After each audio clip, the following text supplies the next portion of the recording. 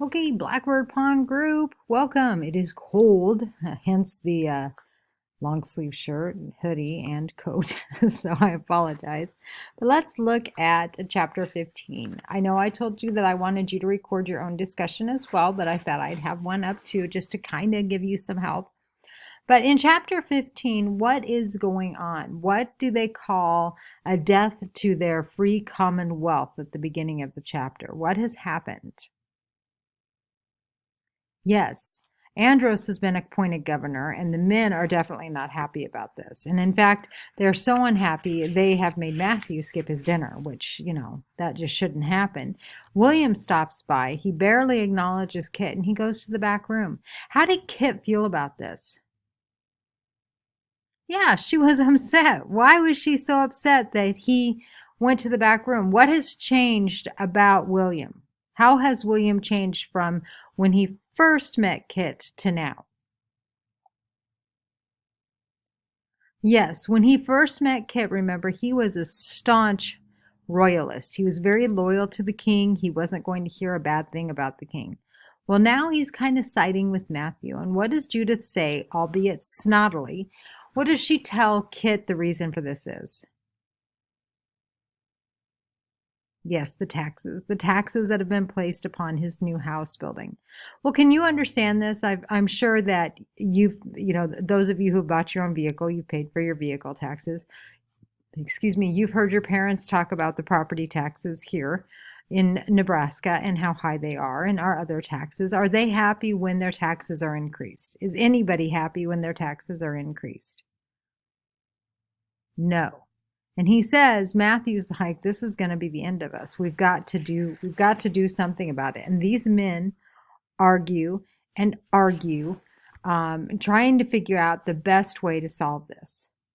Well, on page 155, Kit makes an observation. She said, was William ashamed to admit to her that he had turned against the king? Or did he think she was too stupid to understand? Which one of those two do you think is Kit's reason? Do you think William didn't say much to Kit about it? He tells Judith, but she said, Kit's like, I would have remembered this. So he must not have told Kit. Why? Why do you think he did not? Do you think it's because he was ashamed or he thought she was too stupid? Now, why do you think the way you think? Why do you think the answer that you gave? All right, as the men are arguing, there is one staunch point that Matthew is adamant about. What does he think of violence? Does he want violence? Does he want bloodshed? Why do you think he is so against this? He is definitely, yes, we need to stand up, but we need to be respectful. What does that tell us about Matthew? He does respect authority, and he does want what's best for his country. And he does not believe at this time war and battle is what's best.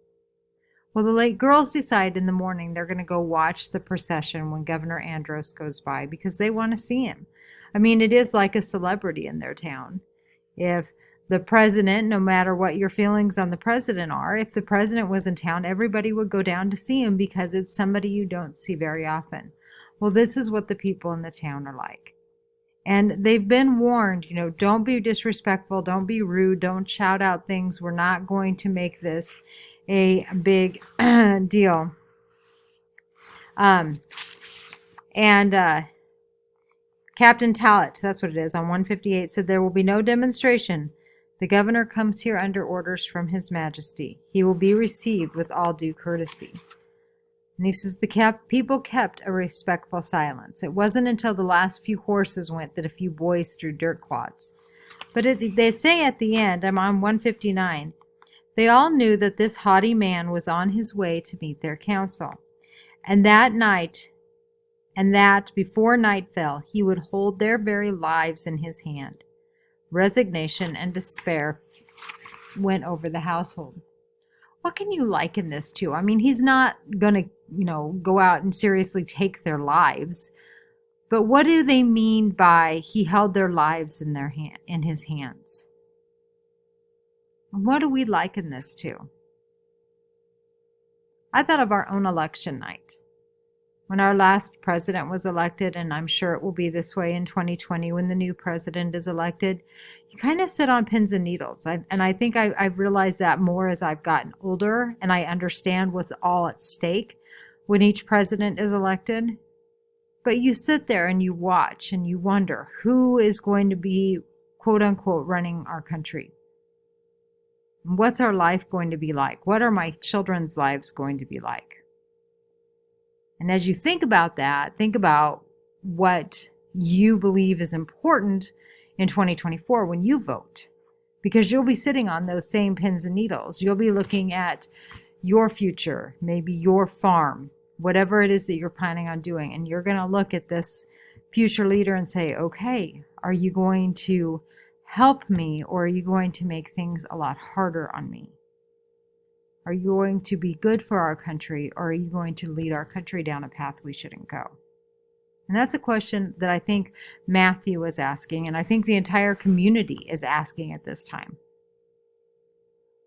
Okay, so as the procession goes on, we don't hear much more, but we do know the governor's been in council. And the girls say, it's really tense. She said it was like the Kim thought it were the eve of that doomsday the minister wormed about in Sabbath meeting. It is that yucky in that village, in their home, waiting. Matthew can't eat, he can't sleep, and she finally gets a little bit of a reprieve when she goes to bed. And all of a sudden, then in the middle of the night, there's a door knocking. Somebody's knocking on the door with their musket. Tap, tap, tap, tap, tap, and Matthew's right there to open it. Well, who does Kit see? And why do you think it astonishes her to see this person? That's right. She sees Matthew. He's standing at the door. Here's little meek, mild Matthew, who was so staunchly for the king. He's now telling his uncle what? What happened to the charter? More importantly, what was the charter? Yeah, the charter was like their constitution, their declaration of independence that said that they were free. And they worried that the governor was going to take it. And William says, don't worry, it's safe. When the wind blew the candles out, when they were lit back up, the charter was gone, so it is safe. Nobody has destroyed it, nobody has taken it. Now he also says in there that, hey, I didn't take it. I don't know. He's not willing to tell us how he knows it's safe. How do you think he knows it's safe? You think Kit thinks he took it too?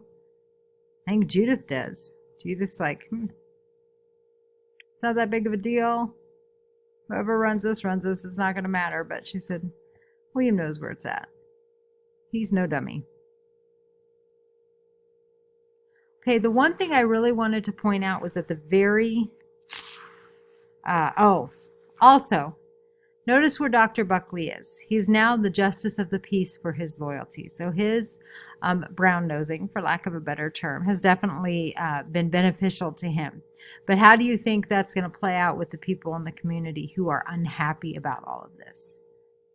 Because there are a great deal of people who are unhappy about this appointment. Matthew says on page 162, there are hard times ahead for Connecticut, but someday, when the hard times have passed, as they must, we will bring our charter out of hiding and begin again, and we will show the world what it means to be free men. And at the very end of the chapter, Kit then says, tonight she had understood for the first time what her aunt had seen in the fierce man to make her cross an ocean at his side. There was a sort of magnificence about him, even without the fine uniform that made Governor Andros so splendid. Lying there in the dark, Kit had to admit she was proud of him. Well, why? Why has Kit changed her tune? Why is she so proud of her uncle right now? And what is that telling us about Kit and about her uncle? Ponder that and explain that to me in your discussion. Thanks, guys.